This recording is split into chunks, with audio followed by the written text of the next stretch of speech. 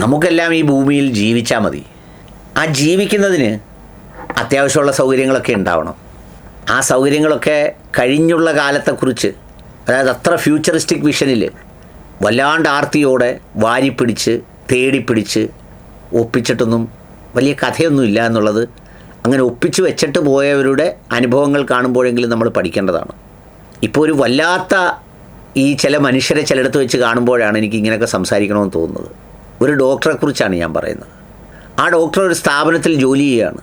ആ ഡോക്ടർ റുമറ്റോളജിസ്റ്റാണ്. പേര് ഞാൻ തൽക്കാലം പറയുന്നില്ല.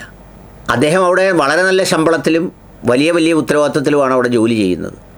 എന്നിട്ട് പുള്ളിയുടെ പ്രധാനപ്പെട്ട വിനോദം എന്താണെന്ന് വെച്ചാൽ, ആ ആശുപത്രിയിൽ വരുന്ന രോഗികളോട് അവരൊന്നോ രണ്ടോ മൂന്നോ പ്രാവശ്യം വന്നു കഴിയുമ്പോൾ അവരുമായി ഒരു അടുപ്പം സ്ഥാപിച്ചിട്ട് എന്തെങ്കിലും ഒരു ടെസ്റ്റിന് എഴുതി കൊടുക്കുക. എന്നിട്ട് എഴുതി കൊടുത്തിട്ട് അവരോട് പറയും, ഇന്ന സ്ഥലത്ത് ഒരു ക്ലിനിക്കുണ്ട്, ഇവിടെ ഇത് ചെയ്താൽ 5000, അവിടെ ഇത് ചെയ്താൽ 2500. അപ്പോൾ സ്വാഭാവികമായിട്ട് എന്തു ചെയ്യും? ഈ 2500കാരൻ ഓടിച്ചാടി പിടിച്ച് അവിടെ ചെല്ലും.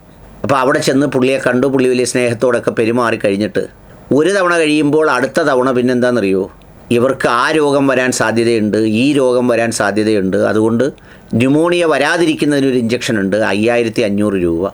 പിന്നെ ക്യാൻസർ വരാതിരിക്കുന്നതിനൊരു ഇഞ്ചക്ഷൻ ഉണ്ട്, അത് 8000 രൂപ. ഇതൊക്കെ എടുത്തില്ലെങ്കിൽ എപ്പോഴും ഇതൊക്കെ വരാം എന്ന് പറഞ്ഞ് ഒരു വെപ്രാളവും ബഹളവും ഒക്കെ കാണിച്ച് ഈ വില കുറച്ച് കൊണ്ടുവന്നവരെ ഇവിടെ വില കൂട്ടി തൂക്കി നിർത്തി ഇത് ചെയ്യുന്ന കണ്ടപ്പോൾ ഞാൻ ഓർത്തു പോയത് എന്താണെന്നറിയോ, ചിലപ്പോൾ നിലനിൽപ്പിന് വേണ്ടി വിശന്ന ഒരുത്തൻ കൊതി കൊണ്ട് എന്തെങ്കിലും ഒരു കളിപ്പാട്ടമോ അല്ലെങ്കിൽ ഒരു ഭക്ഷണമോ ഒക്കെ എടുത്ത് കഴിച്ചിട്ടുണ്ടാവും. നമ്മുടെ ആദിവാസി മധുവിനെ പോലെ ചിലപ്പോൾ സ്ഥിരതയില്ലാത്തത് കൊണ്ടോ അല്ലെങ്കിൽ വിശപ്പിൻ്റെ കാഠിന്യം കൊണ്ടോ ഒക്കെ. പണ്ട് കോളേജ് ഹോസ്റ്റലിൽ നിന്നൊക്കെ നമ്മൾ ഒരു വട എടുത്ത് തിന്നുന്നതിന് പകരം 2 വട ഒരുമിച്ച് എടുക്കുമായിരുന്നു, വിശപ്പ് കൊണ്ടാണ്.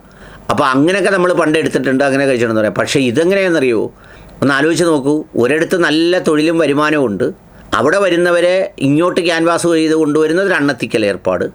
എന്നിട്ട് ഈ കൊണ്ടുവരുന്നവരെ വീണ്ടും ഇവിടെ വെച്ച് വീണ്ടും അവരെ കണ്ടിക്കുക.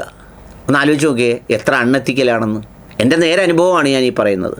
അപ്പോൾ എന്നെ വിളിച്ച് ഈ ആൾ പറഞ്ഞപ്പോൾ ഞാൻ പറഞ്ഞു, അത് വേണ്ട, ഇങ്ങനെ പോരെ, ഇപ്പം ഇങ്ങനെ ഇരിക്കുന്ന ആളിന് അത് വരാതിരിക്കാനുള്ള ഇഞ്ചക്ഷൻ കൂടി എടുക്കണ്ട. അപ്പോൾ ഉടനെ പറയുകയാണ്, 10 ദിവസത്തിനകം എടുത്തോ ഇല്ലയോ എന്നുള്ളത് എന്നെ അറിയിക്കണം, അതാണ് ആവശ്യം.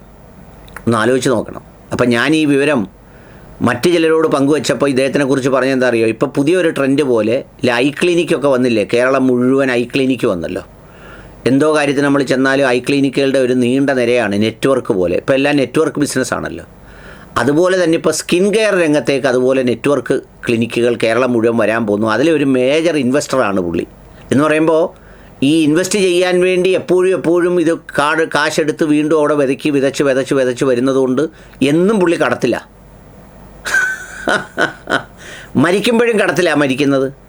അപ്പോൾ വേറെ ആർക്കും ഒന്നും കൊടുക്കണ്ടല്ലോ, വേറെ ആർക്കും ഒന്നും ഒരു ബാധ്യതയില്ല, ആർക്കും ഒന്നും കൊടുക്കണ്ട, വേറൊരു കാര്യവും ചെയ്യേണ്ട. കാരണം കടം തീർന്നിട്ടില്ല. ഇപ്പോൾ മുസ്ലിമായൊരു ഡോക്ടറാണെങ്കിൽ സക്കാത്ത് പോലും കൊടുക്കണ്ട, കാരണം കടത്തി നിൽക്കുക. അപ്പോൾ കടവും ബാധ്യതയും പറഞ്ഞ് ഇതുപോലെ കൊള്ള ചെയ്യുന്ന മനുഷ്യരെ, അതെന്തിനാണ് ഞാൻ പറയുന്നതെന്ന് ചോദിച്ചാൽ, എനിക്കും കേൾക്കുന്ന നിങ്ങൾക്കും നമ്മുടെ ആർത്തിയിൽ ഒരു കല്ലെടുത്തെറിയാൻ പറ്റുമെങ്കിൽ എറിയാമെന്ന് വിചാരിച്ചാൽ, പൊടിക്കല്ല്. ഒരുപാട് നേരം ഒന്നും നിൽക്കൂലിത്, എങ്കിൽ പോലും നിൽക്കുന്നിടത്തോളം നിൽക്കട്ടെ എന്ന് വിചാരിച്ചാണ് ഞാനിത് പറഞ്ഞു പോയത്. എന്നെ ഞെട്ടിച്ച് കളഞ്ഞു.